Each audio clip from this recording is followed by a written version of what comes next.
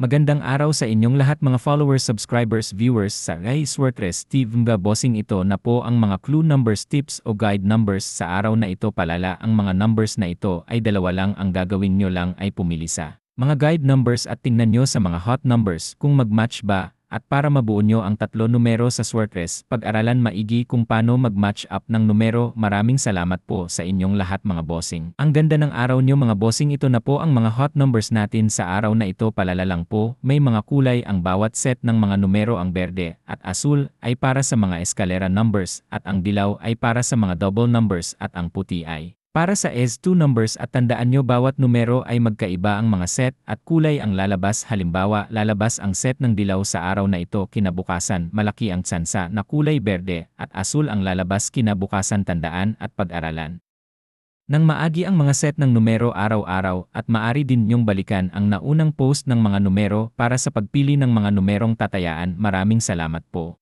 Magandang araw po mga bossing. Ito na po ang mga hot numbers natin sa araw na ito. Maari lang po pag-aralan ng maigi ang bawat set ng numero at ang mga kulay ng bawat set ng mga numero at pag-aralan din po ang mga set at kulay ng mga numero na lumalabas kada araw para mas makuha ang mga tamang numero na maaring lumabas. Maraming salamat po.